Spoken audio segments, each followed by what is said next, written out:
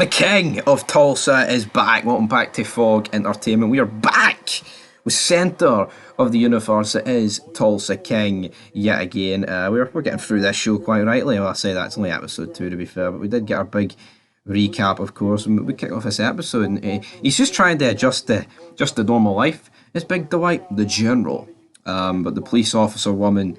She's looking into him a wee bit, and she's like, "Yeah, I might have had a drink with the guy." But it's funny seeing Stallone like react to all this like modern day shit, because you would be like that. I touched on it in the pilot review.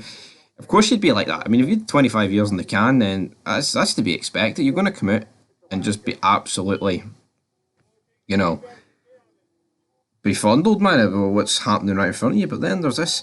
Apparently, there's the centre of the universe, this wee area in Tulsa where you can stand and no one can hear you, so to speak. So he tries his best at this, and I was like, this is like a really weird scene. The woman goes to her psychiatrist. She's like, "I slept with a man. He's 75. Mafia." What was funny.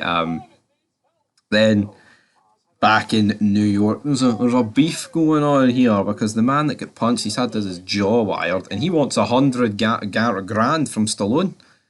I'm like, what? Well, actually, he wanted his life, but they managed to come to an agreement on 100 grand. And, you know, when Dwight hears this, he's obviously not happy. And can you blame him? I mean, it's a fucking punch. I actually think this made guy thing in the Mafia is embarrassing in here. This just ain't, it ain't just this show.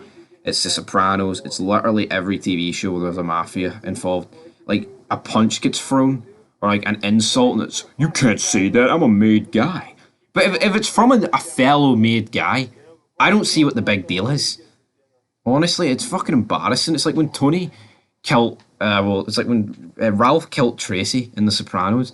I never understood why they were more bothered about fucking Tony than Ralph. Like, Tony, yeah, threw a couple of punches, he didn't kill him. I think it's quite embarrassing, to be honest. But we go get Bodhi, and then we sit down for a credit card. But then we'll get a debit card, but he needs ID, so he sits a driver exam. He basically bribes everyone, and he manages to pass it, which I thought was quite funny. But there's a guy here in Tulsa, formerly of New York, and he must have ratted it, and he thinks that Dwight is there to kill him. We see him return to his house, and he gets home, and there was a big German Shepherd dog shitting on his front lawn, which he wasn't exactly too pleased about. But anyway, guys, we move on to the scene where we go to see the supplier, Bodhi's supplier here. And essentially what goes down here is that he manages to sweeten a deal with him. We're introduced to the driver's family, played by, his dad's played by Michael Beach, of course, in Saw 10. He's in Sons of Anarchy. So Michael Beach has got a lot of work, you know, Tulsa King, Saw 10. Could he not have made an appearance in The Mayans? But he's like a toilet cleaner, and his son kind of buries him for it. And you know what? I think well within reason. What sort of fucking job is that, man? That's a pretty piss poor job. So they managed to get it down to like $1,000 a head, but Dwight makes a great deal. He gets stoned off the crackers. And on the way home, he starts like bashing people who use pronouns, which I thought was funny. He's like, "I've got one pronoun, it's it, and I don't give a shit," which I thought was a pretty funny line. That was quite a good scene, though, to be honest. He then receives some documents as well. Also, early in the episode, he got some guy to pay for his postage, and he gave them cash because everything's cashless. We're heading towards a cashless society.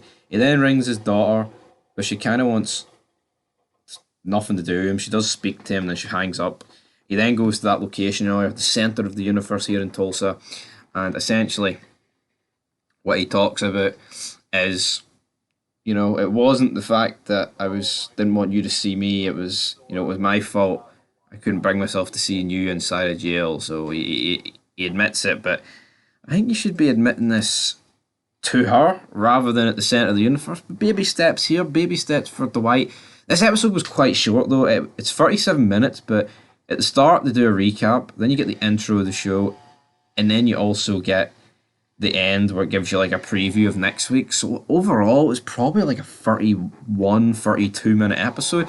I have no real issue with shorter episodes. You know, if that's what you've designed the show to be, then by all means. I hate shows that have purposely long episodes and don't really do anything with it. But anyway, guys, I'm going to give this episode a 6 for Tulsa King. And until next time, leave your thoughts down below, and peace.